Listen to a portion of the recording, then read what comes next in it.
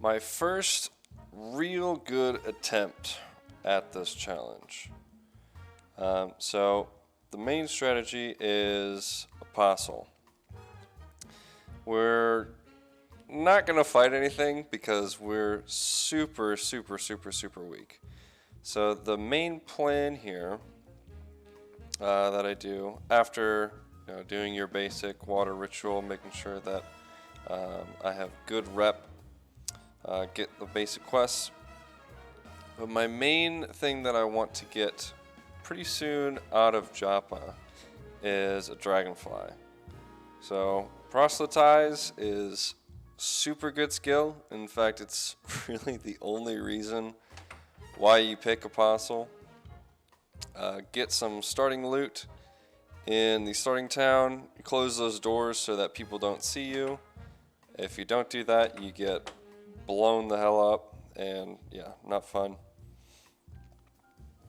I'm looking for weird artifacts here. If I can get 2, and they're 2 that I don't care about, then I can give them to Argive and just immediately complete that quest.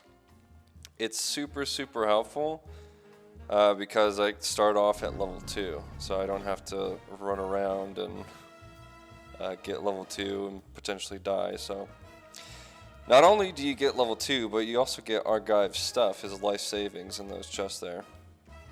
It seems I forgot about the second chest, but that's okay. So I'm going to pick up some ammunition. I don't have any ranged weapons right now, but I will get some eventually. And ranged weapons are so important in this challenge. They are so important. You basically can't fight anything at all in melee whatsoever. So you have to get ranged weapons. A bow is okay. Arrows are just not very good. They're good for clearing out some snapjaws, but they commonly fly crazy and yeah, not fun. I also pick up some bandages here to stop bleeding. I have 11 hit points, so a young ivory will just ruin my day if I step on one. I get the historic site that's always there north of Joppa. It's the easiest starting historic site that you can find. The starting one, it's always there. Super useful to take because you can potentially get some good stuff out of it. An Sultan artifact. So right now I'm looking for a dragonfly, and it seems like I found it. And that never happens. Proselytize working on the first attempt is pretty rare. My ego is really bad. So I'm relying entirely on the dragonfly here to fight, and it lets me down. I cannot fight this croc. It's wounded. I could try and take it on. I think I do, yeah. I do try it, and it was more it's more along the lines where I was like, fuck it, let me try it. If I die, I die. I'll just restart because this run hasn't been going as good as some others. But I survive. I take it out. So now I need to take another dragonfly, and proselytize works once again somehow. But right now I need levels. I need to level up to get a starting mutation, and I need some levels for survivability. I really want to dive through Red Rock to get the guaranteed sphere of negative weight that's beneath it, because my inventory capacity is so bad. It is terrible. Having 10 strength, yeah, not fun. So the good thing about the dragonfly is, well, it can fly, right? So it can kill a lot of stuff and not take any damage. That is until it falls flat on its face and gets destroyed by whatever it's fighting. But it's not doing that right now, but I need to get away because the Snapjaw is fucking me up. So if you transition zones, your follower will come with you. So I'm trying to get the dragonfly to help me out here, which eventually it does.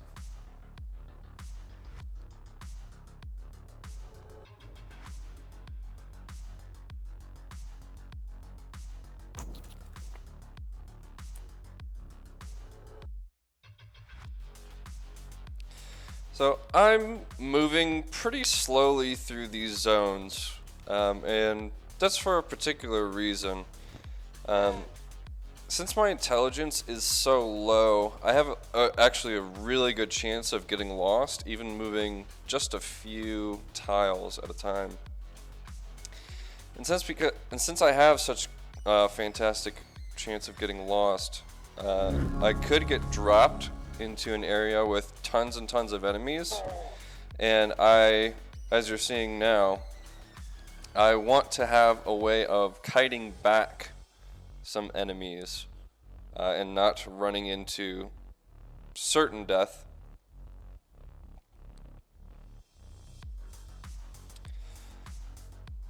My main goal is to find the desert canyon area, because even though it's pretty dangerous, because you can get stuff like salt hoppers, and you can see the amoeba here. You can get the horned chameleon, dangerous enemies that I cannot fight without the dragonfly, unlike Snapjaws, where a normal Snapjaw scavenger I actually have a chance of fighting. But I need to rely entirely on the dragonfly. I am just way too weak.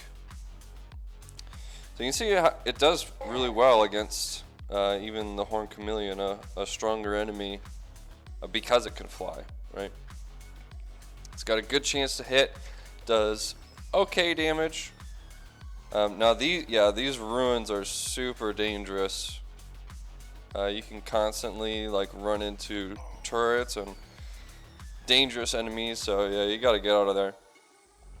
Now dragonfly is a hero in the back taking things on, but I don't want it to die yet because I got people chasing me. So I transition zones to get it back. Then I start looking at what happened. We got a whole bunch of people ran after me, but seems like the dragonfly was able to clean up pretty well. I was mostly afraid of that nullworm. It's because that is a nasty enemy to find this early on, but it seems like it got killed. So now just waiting for the dragonfly to clean up, doing some kiting around. It flying allows it to take on way stronger enemies than it normally would be able to. And that's the primary reason why I'm out here where it can fly.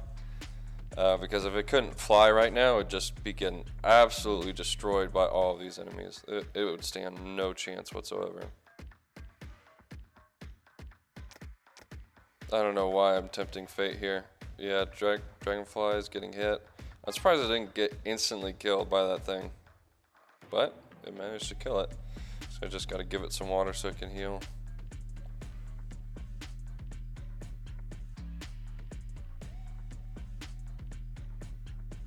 Yeah, I see the chat. Something chirps to the northeast. I'm out. No way. And I was really dumb here. I traveled overland and got lost. See, traveling even one tile gets me totally lost. And if this was a more dangerous area, I'd be totally screwed. But there is 2 boars. So 1 boar is scary, but there are 2. And luckily, the intimidate goes off. My ego is so low, that's not likely to happen. But that definitely saved me here. Otherwise, I would have been dead for sure. Those boars would have just destroyed me. But with a lucky intimidate, I was able to live it out.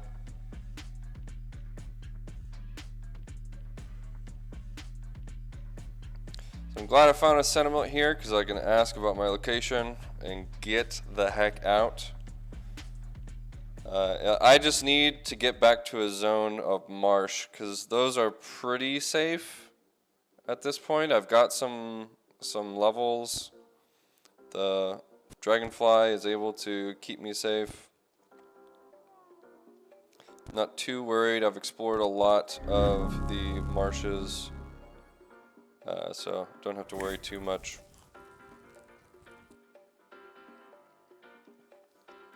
So in one more level, I get my first mutation, and I really need it. I have no capacity to fight back. I don't even have a ranged weapon yet. I'm just looking for armor at this point, and I've just not been able to find anything.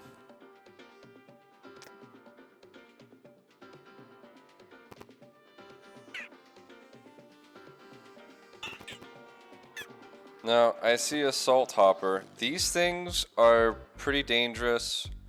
They're a lot easier if you know how to handle them, but you need some sort of follower. Yeah, look, as soon as the dragonfly fell down, the salt hopper just destroyed it. Luckily, it got a bleed on the salt hopper and was able to kill it. But that dragonfly was a hero, so F's in the chat for that dragonfly. But I come over here and grab another one. I have been super lucky on the proselytize. It usually does not work this well.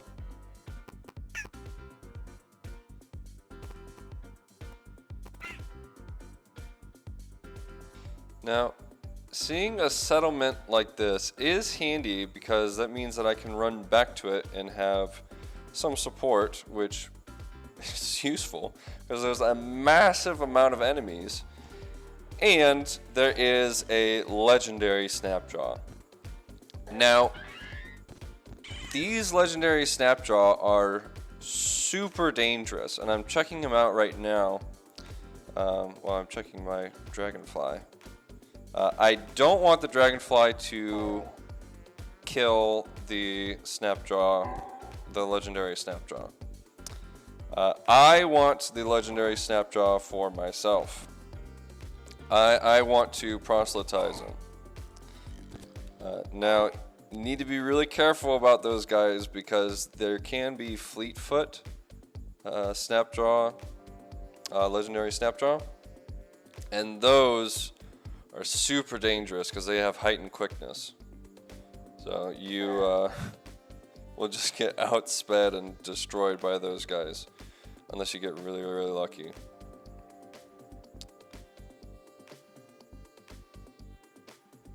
So here's an example of being able to use the settlement to my advantage. I can just block them off like that.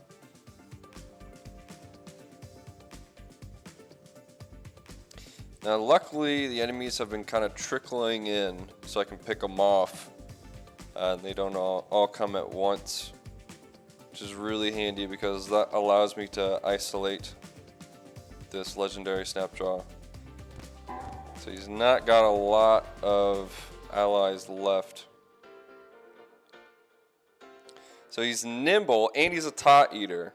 So this guy is insanely dodgy and it works on the first try. This character has been so insanely lucky on the proselytize. Now I don't want these other snapjaw. They're kind of annoying to be quite honest. But since I can't fight them, I figure, you know, whatever. We'll leave them alive for however long they last, and they'll die off on their own. But now I have a super, super powerful ally, and he is dodgy as hell. This guy is so tanky, dodge tanky. From here, I can do red rock. I don't really need anything else to be able to do red rock. And I'm still messing around with these Snapjaw, but this legendary Snapjaw will easily carry me through basically whatever else that I want here in the early game. These guys are so strong, especially when you get some levels on them, because they level up pretty fast. If you can get dominate, well, you can just dominate their body and get a real body. Or you can dominate them and give them some skills. And these dudes with skills are terrifying. They're absolutely terrifying. So I'm cleaning up the rest of this group, trying to get some loot. But soon after, I'll be able to go to Red Rock. So I finally get a ranged weapon. It's been a long time coming. And I get it as soon as I don't really need it anymore.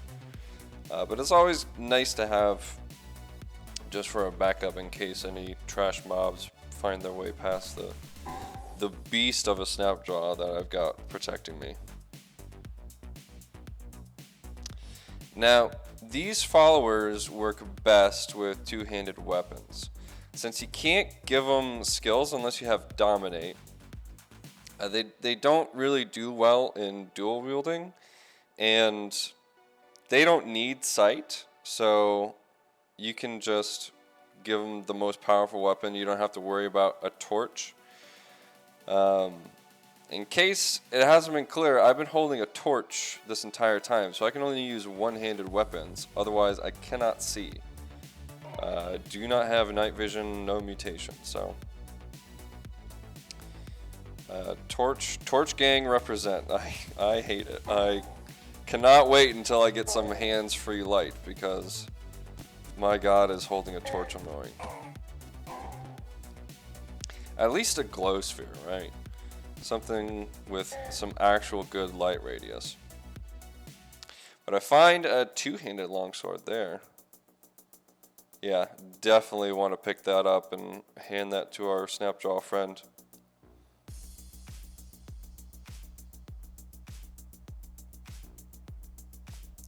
I plan on giving him the dodge armor, so the cloth overalls. Unfortunately, the AI tends to prioritize AV over DV. So even though he would have had just an absolutely nuts DV if he had equipped that, well, here we are. He didn't equip it, so. Let me find a steel battle axe, even better than the iron two-handed longsword. So this guy is getting absolutely kitted out. He is a monster.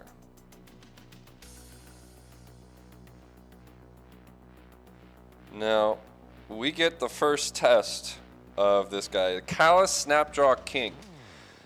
Those dudes are pretty tanky. They got bonus to AEC, they've got bonus health, bonus strength. They are powerful. That legendary Snapjaw is no joke. But we've got our first test for our Snapjaw companion, if this warlord would get off of me. We're gonna see how well he does going up 101 mano a mano against another legendary Snapjaw.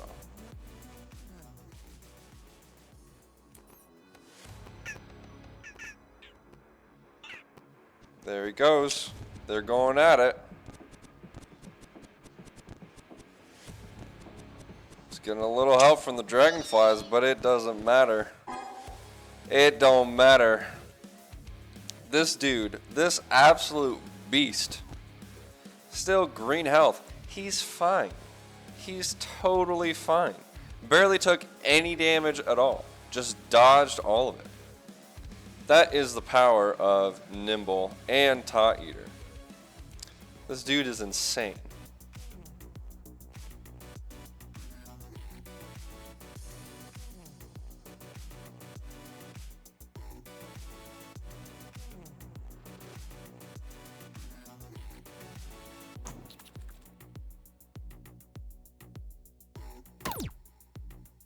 So, for those of you who don't know, sitting down actually gives you a bonus to identifying. So that's why I'm sitting down there, and it seems the zealot got slapped. Got to clean up after yourself, Argive. But I got this armor that I broke. I couldn't identify. And then I see it's 46 freaking drams to identify this thing, which is insane. And the fact that it was too complex, I didn't even know that was possible. I didn't even know that was a thing in this game, that certain tinkerers could not repair certain complexity items. But apparently this thing is too difficult for even Argive. So I'm pretty excited with this thing. I really want to know what it is, but I need some more money before I do that. At this point, I haven't recognized that it weighs 41 pounds. If I did, then I would have definitely put it away. Because that is taking up quite a bit of inventory space.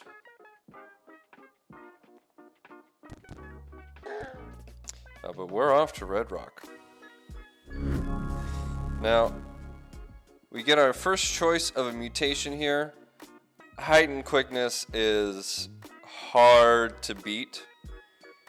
I always give the mutations a thought, just really going in and thinking about all of the mutation options, but height and quickness is just so good. It's so hard to beat. Clairvoyance is kind of nice. You get some vision, but the cooldown's just crazy.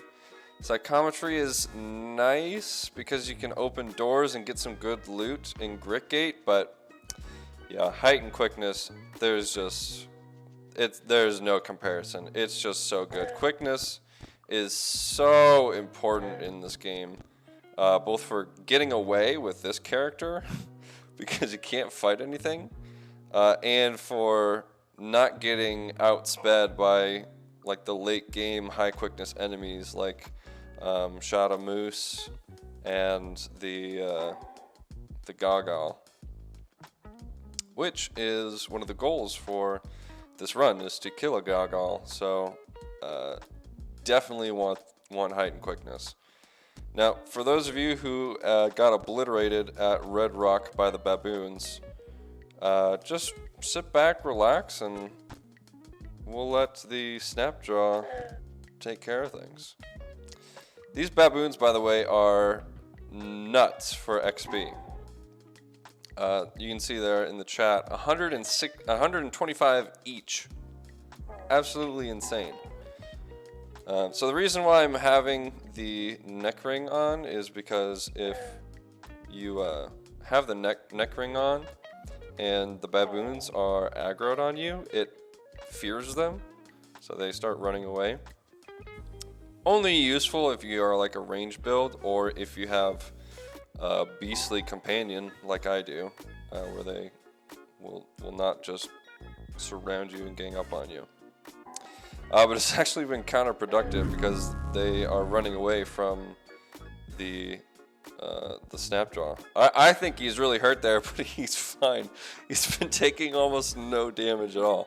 That's the power of those prefixes and suffixes. This dude is absolutely insane.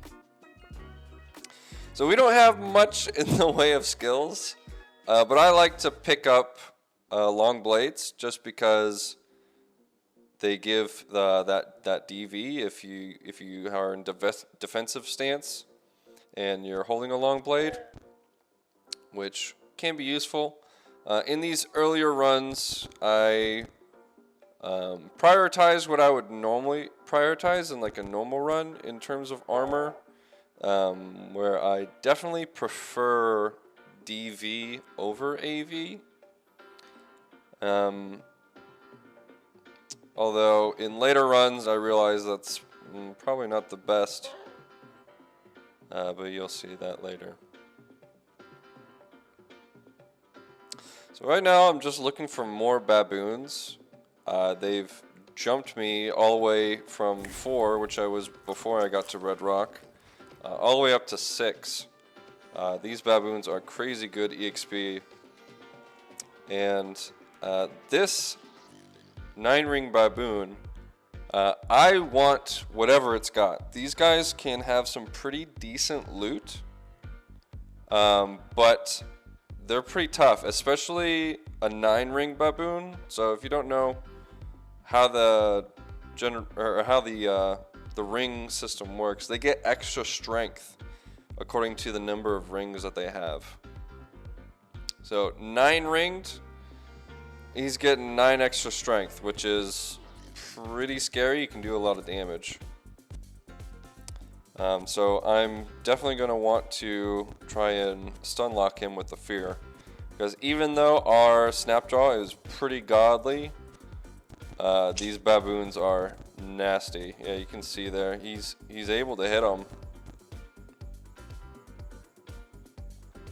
So I'm being really careful with this because I do not want him to die. And you can see he's wounded. Like, even just after a few hits, our Snapjaw is not doing so well, and these guys are tanky. So I decided to back up for a bit, heal up.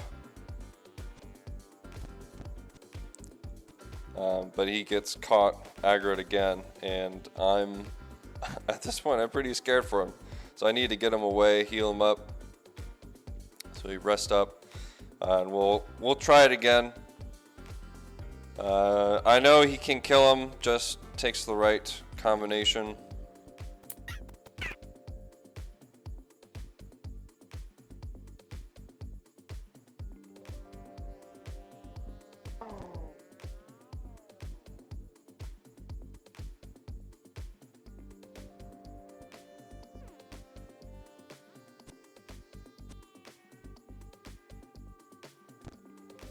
So the fear really helping here, not allowing the legendary baboon to counterattack, because as you saw, it only took a few hits and our Snapjaw friend was not looking so good.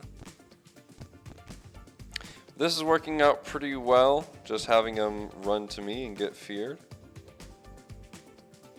But I definitely want to keep an eye on them, just in case he starts taking too much damage. I can run and get him away.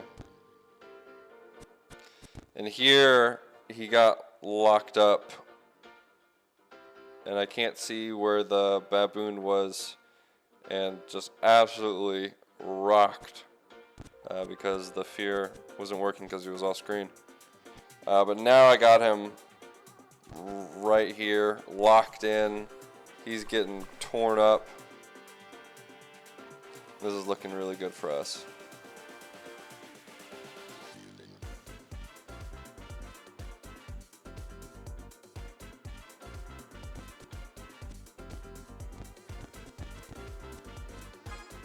And we got him. So the rep on this guy was some pretty useless factions, so I didn't really care about that. But the loot, we got a chain gun and a sphere of negative weight. That -10 there, pretty clutch. And this is the point where I realized that the armor is actually 41 pounds. So we need to take that back home. And while I'm here, I get some extra ammunition. We don't want this chain gun. It slows us down if we have it equipped. Yeah, bad idea to use this thing. You cannot get away. If you have the right skills, then you stop getting slowed down, but our stats are so low that we're just not, we are not getting the right skills for that anytime soon. So, gotta put away the armor. I like to use these baskets in Joppa. It doesn't even say that they're owned by anyone else, so you can just store stuff in there. Really nice. Just use Joppa as your personal dump whenever you've got too much stuff. You get a recoiler here really early. Just dump off the stuff that you don't immediately need, but you might need later. Just dump it here.